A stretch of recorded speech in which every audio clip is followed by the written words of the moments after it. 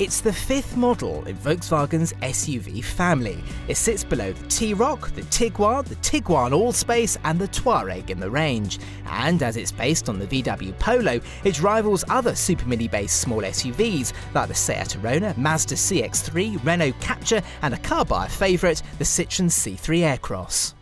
That's just 4 rivals. If I were to mention them all, I think I'd probably be here until next Christmas. So, is the T-Cross just another SUV that will fade into the background, or has it got the potential to really stand out? Well, before I answer those questions, make sure you subscribe to the channel, press the little bell icon so you're notified exactly when one of our videos goes live, and as ever, leave those comments below. So the T-Cross then. For the time being it comes in 4 trims, 2 1-litre 3-cylinder petrol engines, and there's no 4-wheel drive option.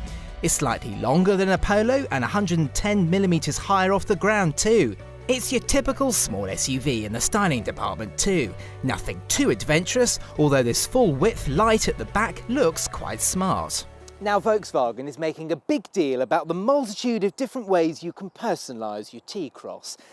It's nothing new, trust me, but it does allow you to choose from sort of really rather upmarket looking silvers to this really rather youthful and southern looking energetic orange. You can choose from different colour interior themes as well, but don't worry, you don't have to go for orange wheels on an orange car, because if you go for that, it can look a bit too EasyJet.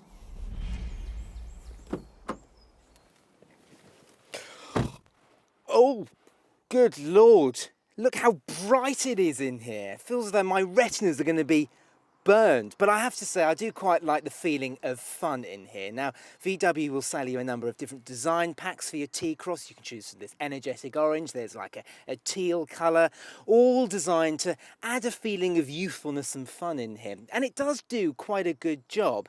It's a lot more interesting than the equivalent Seat Arona, that's for sure. Another thing that's better than the Seat Arona and things like the Mazda CX-3 is the quality of the materials. Now there's a bit of soft touch plastic up there, not too much of it. There is a few scratchy plastics, but the sort of general fit and finish in here is very good indeed, especially the touch points. You get this really lovely chunky steering wheel and a nice feeling gear knob as well.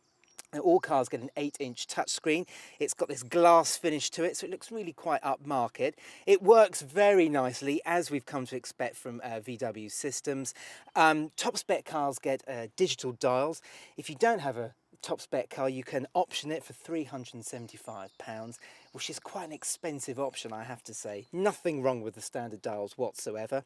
Storage wise, well, the door bins easily pass the Carbuyer big bottle test. Look at that.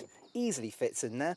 A little slot down here, 2 USB charging ports. The glove box is of a good size, and there's a nice bit of storage under here, a little drawer under there, which is really very nice indeed. It's all quite simple when it comes to spec. There's an entry-level S with the 8-inch touchscreen, 16-inch alloys and sliding rear seats, but it only comes with the least powerful petrol engine.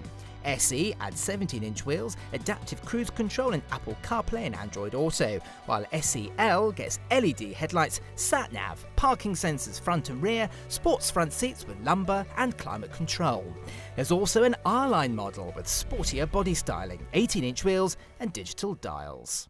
Remember I mentioned the design packs earlier on? Well, it's not just the dashboard pieces of trim, it's also the seat fabric. So this energetic orange design pack gets these sort of orange bits of trim and this rather dubious white leatherette. Not quite sure how long that will last when there are children back here. Speaking of children, well, VW have really thought about this back seat because there's easily reachable ISOFIX points. There's a tether point down there for a child seat in the front seat, and when you fold down the rear seats, there's a little clip there so that the seat belt doesn't get in the way. Look at that, really very nice indeed.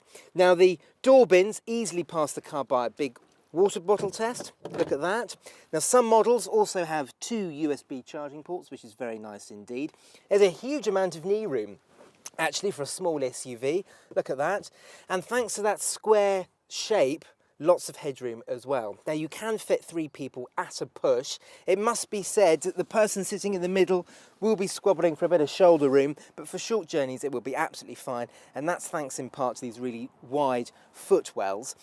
One thing that's really worth noting though is this back seat. Now much like the Citroen C3 Aircross, you can slide it forwards and backwards, so if you want a bit more extra boot space you can slide the bench seat forward, but when you slide it all the way to its furthest position you get virtually no knee room whatsoever. But that's not the worst thing about this rear bench seat. Follow me around to the boot. Because when you lift up the tailgates, ta-da, can you see the problem? With the seats in their most forward position, there is an enormous gap between the boot floor and the seats. I mean, that type of gap, everything in the boot is going to fall down there and be lost forever, isn't it? And it doesn't even get any better with the variable boot floor. Now, it comes as standard on mid-level models and above, and when you raise it into its highest position, it does nothing to cover up that gap. It's a shame, really, because this is a very practical car. It's got the largest boot in its class, and also the rear seats are really straightforward to use as well. Just lift the catch and they're spring-loaded and they fold down immediately. And just to show you the amount of size, or the amount of space in here, if I grab the Carbuyer suitcases, you can put loads and loads of luggage and stuff in here. In fact, when the seats are in their most forward position like they are at the moment, there's actually more space in here than there is in the T-Roc, the SUV VW from the class above. For the time being, it's perfectly straightforward when it comes to engines. There's a 1-litre 3-cylinder turbo petrol that comes with 94 or 113 bhp. There's a 5-speed manual for the 94 and the choice of a 6-speed manual or a 7-speed DSG Auto for the 113 bhp.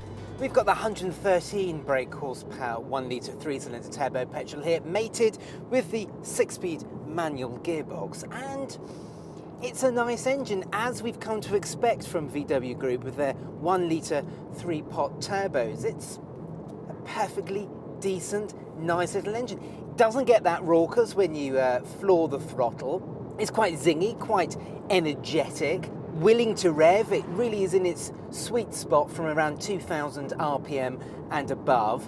And yeah, it's nice around town and it provides good enough acceleration on the motorway as well.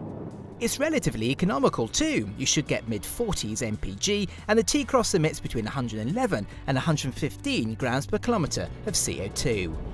Just like the engine, the gearbox is perfectly nice as well. It's not notchy, but it's not exactly slick either. It's just perfectly adequate. The steering, not a huge amount of feel, but again, what do you expect from a small SUV? It goes where you want it to, and doesn't make a huge fuss in doing so. It's just absolutely fine. In many ways, this feels the same as the Seat Arona.